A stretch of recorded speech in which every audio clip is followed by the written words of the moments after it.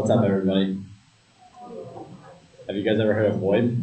If you're in the club room, the answer is yes, because I don't stop complaining. Don't you love VoIP? Yes. Today's presentation is how to set up your own call center from a leading industry expert. I meant to change leading industry expert to something much funnier, but I forgot to. Here's who I am. Just kidding. Oh, there we go. Never mind. I forgot there's a delay. Rookie presenter out here. As you can see, here's photos of me and my girlfriend. I'm David Girard. I'm broke. VoIP enthusiast. Copper cable collector. Hat synonym for enthusiast. I can't even say that word. You'll notice in all these photos I'm wearing hats except for the prom one.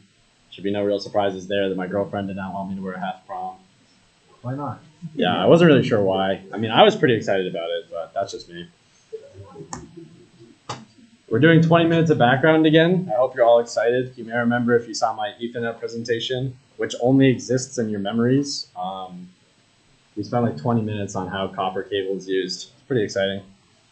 Anyways, back in my day, way back, many centuries ago, we're talking like 1869, was analog telephony with Alexander Graham Bell. By the way, like, pick your poison. There's like 5 different people who say they started phones. There's Philip Rice, who like invented them. Antonio Meucci, I don't even know what he did, but he also had something to do with the start of phones. There was just like a lot of disagreement. I mean, why would you not want to be the first person that did this? But really, the first phones was like a little better than like the lover's telephone, where it's just 2 cams with a string between the membranes. That's how I feel sometimes. But after that, we got to the public switch telephone network, the PSTN. That's actually pretty hype because that's not actually like a thing. That's just the phrase to describe the phone network. So we still have PSTN, like just short of 200 years later. And that was pretty exciting because I thought I was going to have to say like 20 different standards that were invented. Circuit switch telephony, that's like if you ever watch a movie and they're like, oh, doot, hi, can I connect you to somewhere? And then they're like, yes, and then they press buttons. That's because circuit switched was actually like, you were literally physically being switched which line you were on, which is why you need to call an operator. POTS, this is like, I hate when people do this with infrastructure names. They just make something silly, like JPOD, just a bunch of drives. POTS, plain old telephone service. It's just boring and kind of funny, but anyways, if you remember Cat 1 from my Ethernet presentation, that's where POTS was. POTS was twisted like voice grade copper. Pretty exciting. Vampire taps, if you wanted to be offensive towards this, you could just tap into phone lines and listen to them because, you know, you just like could. Because it was just like, instead of going on a straight path, it would just like go into your tap and then out and you could listen in. And then there's the Integrated Services Digital Network. It's like the British version. It's kind of lame. It's British. What can you do? I'm just kidding. I love the British version is also really cool. You're telling me I didn't need a phone plan? So when we get to VoIP, it actually starts in 1973 with ARPANET, but as is typical with like government military inventions, no one had it for the next 20 years, even though it existed. But in 1995, Vocaltech finally released like a publicly facing VoIP. The only problem was back then it was like way too expensive to be feasible for like most applications. But for 1996, they kind of saw that even with how expensive it was obviously going to be huge because all of a sudden the internet, which like exists with broadband, these phones work over it to talk to people. So they started upscaling in 1996. The year 2000, pretty exciting. That's when we have like Cisco and other networking companies start making their own VoIP phones. That's huge because like everything else, competition drives all innovation. 2004 is when like what I'm going to be talking about today becomes like a little possible. That's when we start seeing like conference calls, managed calls, call queues, all the kinds of things you need to sort of control VoIP and make something out of it. And then 2010, that's when we really start to like be very effective. That's when we get like, how do you say, like hosted VoIP services, sorry. And the one we're using actually started in 2007, VoIP.ms. They're a Canadian company. Some other things in 2018, the UK pushed really hard for VoIP. So they got like something crazy, like 60% of new connections were VoIP phones. In America, COVID was sort of our drastic increase because I don't know, everyone was at home, so I don't know, it was like voice and video calls was pretty intense. 2010, 2018, 35 million new VoIP phones. Sort of exciting. This is like my least favorite part, and I figured this out when I read the write-up. There's a bunch of like little terms that you only use once, but if you use it like slightly wrong in your setup, nothing works. Biggest one is DID number. That stands for direct inward dialing. That's just like a virtual telephone number, basically. It's kind of funny. You can get them for like $2, and then you can just make calls out of them with VoIP phones. That's pretty hype. It was a big like invention because you didn't need a switchboard operator anymore. Let's see, SIP protocol. That's the protocol that handles VoIP and video calling. It stands for Session Initiation Protocol, and that's pretty important. There's a lot of things that's like you have a SIP number, you have a SIP ID, you have to choose what protocol you're going to use. It's always SIP, but you can still pick other ones. MicroSIP, that's very important for setting up competitions. MicroSIP is a software for Windows that's open source that has not been touched in like probably close to 20 years now, it feels like. It just lets you make your own phone on Windows, basically. It can use SIP protocol. It can connect just like a regular voice over IP phone would. Then calling queues and IVRs. Calling queue, exactly what it sounds like. It's literally just you dial it and you're in a queue to get to a call center. IVR is the most fun.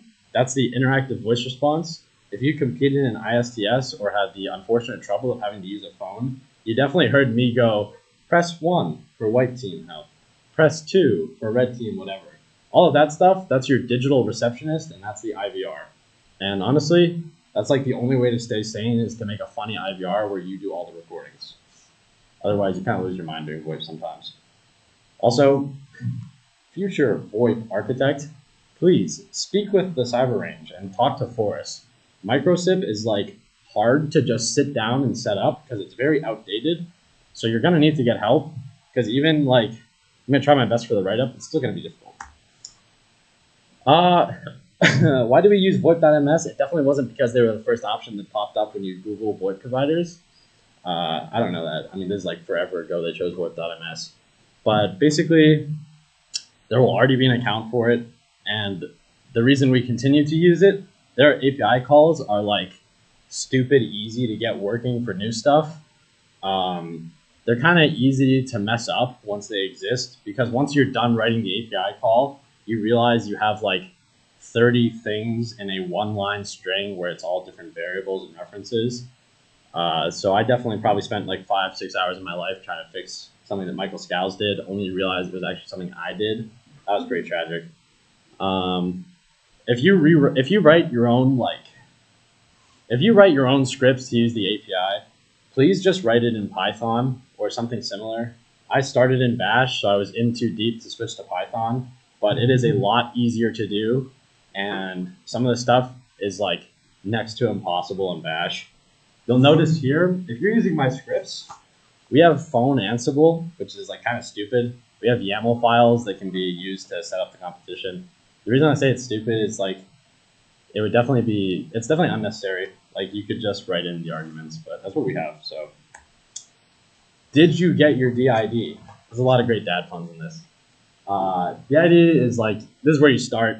You need to do this. It's the most expensive step because you spend like $2 outright for a phone number. Make sure you have somebody else pay for it if you're doing this for a competition. We paid out of pocket, and just make sure you have like the club pay for it, basically. Yeah, it was $30 that we're never going to see again. Anyways, when you're looking at the ID numbers, it's different from like just getting a phone number. You can like pick phone numbers. So like I found 0001 for the last 4 digits. I was pretty hyped about that, which should show you exactly how boring it can get. But yeah, that was a big part of my day. I like actually jumped out of my seat when I was like, wait, this is available? You'll notice if you look at the screenshots, it's from Rochester, like it's a Rochester number. I've only used Rochester numbers because we're using our POP is New York 8. When you're setting up VoIP.ms, that will make more sense when you have like the documents. It's not that important, but it's basically just like where your calls are. And Rochester happens to like kind of work well with that. So I don't know. That's why I chose Rochester number. But the VoIP.ms offers like Canadian numbers, Midwest numbers, like Florida numbers even, I think. They have a bunch of offerings and it's like not that expensive. Did you configure your DID? Yeah, I reused the same joke. You're gonna want to set the routing on your DID to be an IVR. If you forget to do that, you're gonna be really confused why stuff is just like not working how you think it should. Yeah, obviously record your own voice for everything. I mean, it's just so much funnier if like you're in a competition and you're stressed out and you pick it up and all of a sudden you hear a stupid voice of the person who's been talking about VoIP in the club room.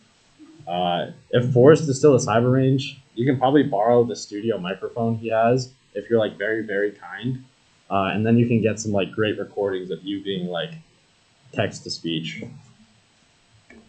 Oh yeah, IVR, definitely the worst part of user experience. Because I mean, I don't know about you guys, but I hate when I like call Verizon and I get hit with like 37 options and I'm 36. So you gotta like listen to every single offering. Then you get like into another IVR and you gotta be like option 18. It's just terrible.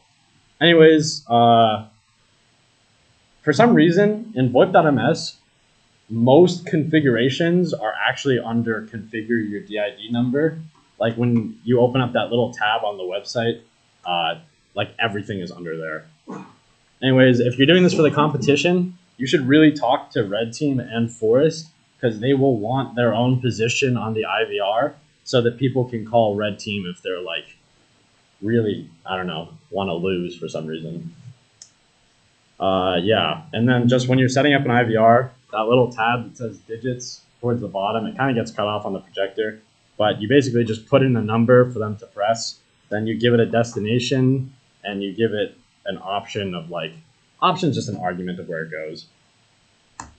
Sub accounts, where's the account? Because there's only sub accounts. There's no like account you can make.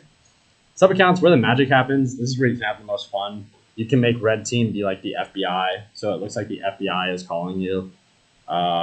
You can also, where it's red and has register, that just turns green when the phones are on. That's how you can know whether or not they're working from the web interface. You can also obviously just try calling a number. You'll see we have blue team 01, blue team 02, blue team 03, so on and so forth. The way we set it up is we have our internal extension. It's just the team number padded with a 0 if it's only one digit. And then like your username is what's called the SIP ID 394194. That's with our account. It's kind of insignificant. It's going to change when you guys make another account to do it next year.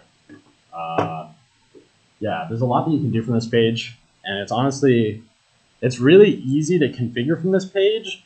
But if you configure from this page, you'll probably break the one you configure because the phones themselves have their own XML file that sort of determines how they're configured. And when that's out of line with the website, you start getting like really weird problems where like suddenly the phone will lose internet connection. So yeah, definitely if you want to configure sub accounts, start with the phone file. Calling queues. This is huge for us because we're all trying to make our own call center, right? Call queue uses sub accounts. It gets directed to by IVRs.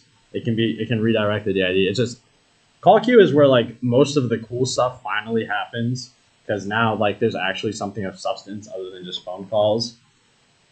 This one's different from sub accounts. This one you're basically gonna want to configure it from the web page because you're not gonna have very many, and it's a lot easier to see what you're like doing. My favorite was periodic voice announcements. So it would be like you're sitting there and then all of a sudden it says, we apologize, we're experiencing greater than usual call volume right now. Even if you're like not, I would sometimes just have people waiting the call so they'd have to hear it. You really got to do a lot to keep yourself sane while you do this because it's pretty intense if you're just doing VoIP, especially if you're doing it by yourself. Oh, important thing about call queues. The only thing you really need to worry about is how it handles ringing. You have round robin, which is like it calls the first phone. If first phone doesn't pick up, it calls the next phone in the call queue all the way back around to the first phone. You've got ring all, which does exactly what it sounds like. Random, which also does exactly what it sounds like. There's least recent, which is a little harder to configure, but that's for like company call centers. That one is basically whoever least recently has been on a phone call gets the phone call. But I think there's also like it might factor in like how many phone calls that person has had. And then there's fewest calls as the other option. So just whichever operator has taken the fewest calls will be wrong. Call conference. We don't really use this for competition, but next year, if I'm doing VoIP again, I think we will, because call conferences, if you configure them right, you can do stuff like you can get all of Blue Team to listen to an announcement over the phones. You can use this for the White Team hotline. You can connect people to Black Team, and like you're sort of in control of like helping get help and giving information. I have it written that you should get red, white, and black call centers. If you look at the code in the write-up, you'll see that the red and black call centers do not exist. But if you're setting this up for a competition, you should make them because they're a lot of fun. Fun fact, that was all still the background of this presentation. Now we can make our own call centers, which based on last competition, only one team will call, and it will be an RIT team until Vasu figures out about it, except he's graduating, so you don't get to have that. Sorry, guys. Interesting percentage. A staggering 95% of your time on VoIP will be spent wondering why PoE does not work for some ports and it does for others. Because the entire switch is PoE, but sometimes it'll just stop. And that is going to be like, you are going to like lose your mind. But let's go through the steps of actually setting this up. You start with your DID number. When you sign into VoIP.ms, honestly, I'm pretty sure it just directs you to it if you don't have one, but it's been a little while. But it's not hard to find. There's one that literally says order DID. If you look here, and you're setting up the YAML for the competition, username, that's the email for the account. Password is not your account password. It's an API password, which is in the write-up how to get one. DID obviously is your DID number. SIP username, it'll give that to you when you make your account. Your account, just get one. It's just, I mean, it's like your email. It's just another identifier. Network deployment, if you're lucky, I finished the code for this. Right now I haven't, but you can like hope I did. You can basically put in a network address and it'll just deploy all the phones. Try this password is not actually Forrest's password. If you're setting this up, you'll have a spreadsheet that has the password for all the phones. Yeah. Speaking of Forrest, if you're doing VoIP, please go to Forrest the moment you find out you're VoIP and tell him you need the phones, because it's pretty awkward if you like assume that they're gonna give you the phones and then you send someone to go pick them up and Forrest says, "What phones?" You definitely want to avoid that. Also, Forrest is like very kind, so even though that happened, we were still given the phones. But please do better than we did. Yeah, not gonna say any names. There was 2 people on VoIP and it wasn't me. All right, making sub accounts. This back to the important stuff. Making sub accounts. This is actually shrimple with my script. I mean, you literally just write how many phones you want, what prefix you want for the phone. I really should have captioned the top left. What prefix you want for the phone. The offset is the offset for the extension numbers. Blue Team, you do not want an offset. Every other phone, it doesn't actually matter what their extension is because you should not be able to reach them except for through their call queue. There are exceptions to that. Like if you're on White Team and you have like a Black Teamer in mind or a Red Teamer in mind. But also, if you're setting this up, you will know what numbers people are. So like for the competition, we had White Team was offset 60, Black Team 70, Red Team 80. Pretty easy to set up. It's almost kind of mindless. You honestly probably won't even need to change this part of the script. I don't see this like needing to be changed. Call queue creation. This is why you should do it on the website, because you need to know all of these things, and if one of these is wrong, it just does not work. I don't change these, honestly. The only thing I changed was I don't have a laser pointer, but the music on hold is away in the tropics for the call queues. It's relaxing to have to listen to see if it's working. You have to change ring strategy, and then like you want to keep maximum callers unlimited. You don't want a maximum number of callers because there's only 15 teams. Like you should be able to handle that, I think. Also, yeah, just don't use Bash for this stuff. Like, plan in advance. Use a better programming language for interacting with API calls and YAML and parsing. Because Bash, it's like very difficult. I mean, if you're really good at Bash, it's not that difficult. But if you're not that good at Bash, it's a lot easier to be not that good at Python and get it working. Custom recordings, this is also kind of mindless. You just put what you want the name of the recording to be, and then you put a path to the file. Right now, I got to do something weird with base64 encryption to get it to actually work, but the API calls work, so it's fine. It'll be working by the time someone else does void. Trust, hopefully. Sorry. What still needs to be done and config advice? I am going to, if you're doing this on your own, you're kind of out of luck. You got to figure it out yourself. But if you're doing this for a competition, which is honestly my intended audience, I'm going to continue to work on this.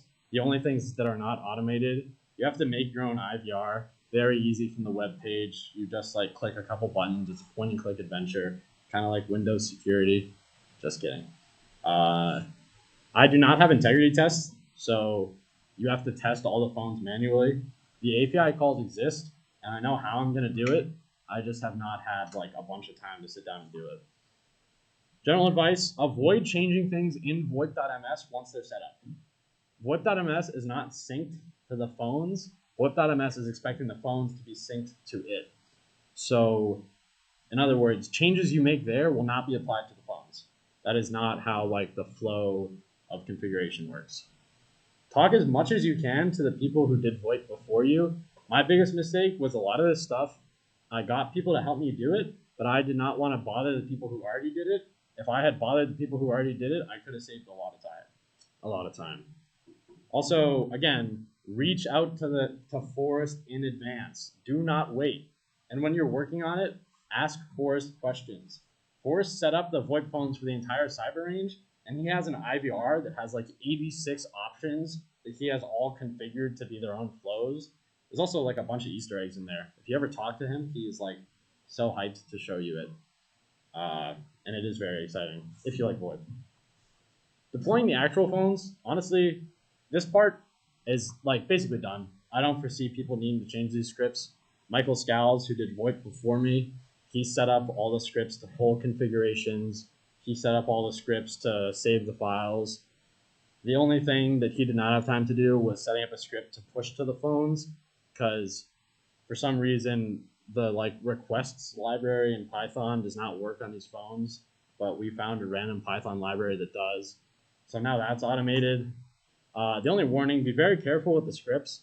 I'm honestly not that good at naming them. Push all configs does not push all the competition configs. It pushes all of Forrest's configs. So that will rewrite anything you have on the phones with Forrest saved. Push config, that's a pretty simple script. I mean, a lot of this stuff, if you are on Black Team at all, you can see these scripts for VoIP. Just read the write-up. If I have integrated it though, it's gonna be so hype. You can just run the script and it will work. It's not even gonna be like a position. Problems you're gonna face, you'll notice that this entire page is filled with text. That is because every time you do one thing, you're gonna get like 6 to 7 problems, and you're not even gonna fix most of the problems. You're just gonna get it working for the competition. Again, third time I'm saying this because it's very important. Make sure you ask in advance. Do not wait until the week of ISTS like I did. That was like my biggest blunder ever. Check if PoE ports are actually working. The last time that we did VoIP, ISTS 2024, 3 of the pods stopped. There was just no PoE. And we ended up having to get a giant Juniper switch that wasn't being used anymore, and we plugged it in the corner, and those 3 teams just had to listen to a network switch the entire competition. They didn't complain, so maybe they thought that that was intentional, that that was there, and not that we broke it. Doesn't really matter that much. But anyways, every port is supposed to be PoE in the GCI, this building, because just all the switches are. It's kind of overkill, but if you like go to any of the lab rooms while you're testing this and setting it up, you'll notice that no matter what port you plug your phone into, it'll just turn on. Dave, the guy that's in charge of like the network here, is kind of retiring soon, I think. So that might change if they for some reason buy new switches. So just keep that in mind. Don't assume it will work. If the script doesn't work, and it really seems like it should be, like you're probably better off rather than trying to fix the big old scripts that are like entrenched in each other. Either just bother me to fix it because I wrote it, or bother whoever wrote the script you're using, or just do it manually.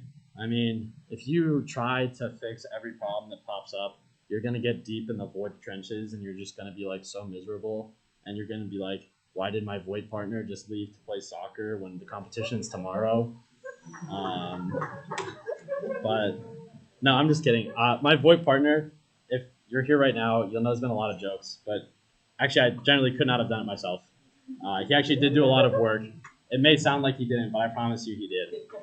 Uh, anyways, get hyped, because VoIP is a lot of fun, and complaining about it while you do it is the only way to get through.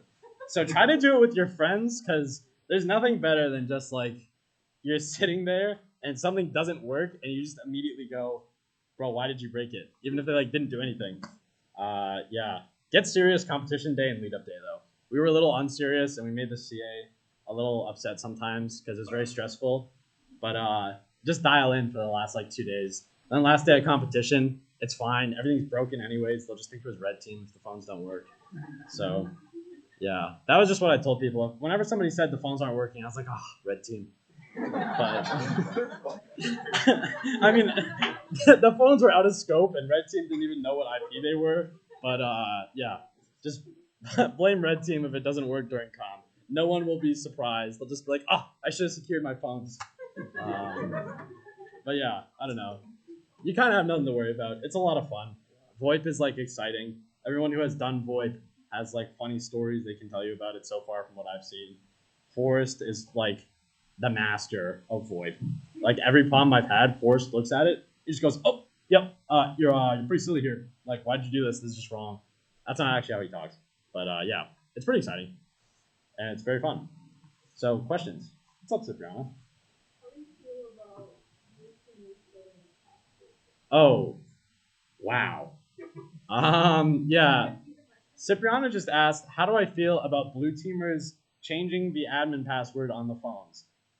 This was an actual thing that happened with two teams. They managed to enable the admin passwords on the phones, even though the, the phones are so explicitly out of scope. They're not even plugged into the switches. They're on their own separate port.